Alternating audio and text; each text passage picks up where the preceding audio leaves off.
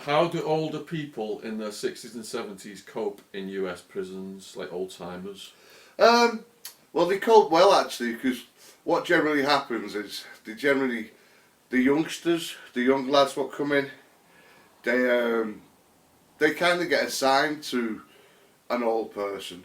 If it's a lifer or someone who's got respect in there, but it doesn't really matter if you're doing life or not. If you're over the age of 65, 60, 65, you're assigned a youngster, and what they actually do is, I mean, they're not going to fucking bathe them out, but they'll tidy your little area for you. Because older people, you don't expect them to clean up and do that stuff. The youngsters will do that.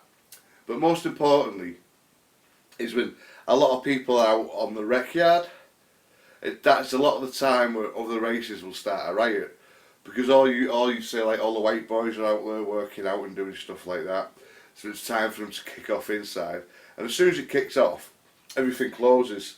So they can't run in from the outside and join in. So there's always a few young lads indoors, assigned to stay indoors, and they do it on a rota to make sure if anything happens, they can look after the elderly. And I've noticed that.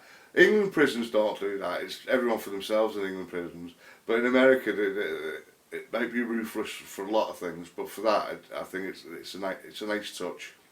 Yeah, and some of these old timers have got what's called old numbers, which means they were arrested back in the day in the Arizona Department of Corrections. They got this really old number, and when the youngsters see those numbers, and if this dude hasn't committed any crimes like sex offences or anything like that, these guys have got a lot of respect because they've done so much prison time. You meet guys in there that have served like 20, 30 years in Arizona Department of Corrections. They know absolutely everybody.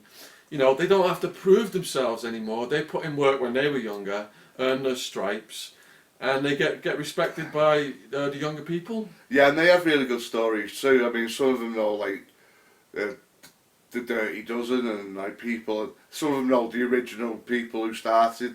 Like say for the whites, the Aryan Brotherhood themselves, a small band of people started them off for sticking up for people.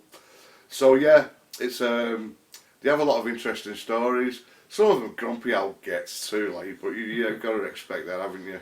And they got a lot of legal knowledge. So when I was at the remand jail and I was looking at all my legal paperwork, I didn't have a clue. And there's old timers in there that've got law books and they've got all of the case histories and they know how to file a motion in court and stuff like that. You know, you can go to these people and pick their brains and they'll explain a little bit of what's going on in the legal system for you. Never go to a young jailhouse lawyer, by the way, because they haven't really got experience. You always go to an older guy who's got a bit of experience. The jailhouse lawyer is a guy who's like learnt the law, and like if you've got no money, he might help you out for free if he likes you, or if sometimes they'll charge you like that's their hustle. You got to sort him out with items from the inmate store. Yeah, get some tunas and some beef tips and stuff like that. Whatever he wants, you know what I mean? But it's worth it, think about it. You get him $10 worth of stuff, but he'll actually get you, he can actually get you time off by telling you what to do. Yeah, you see people getting released and everything.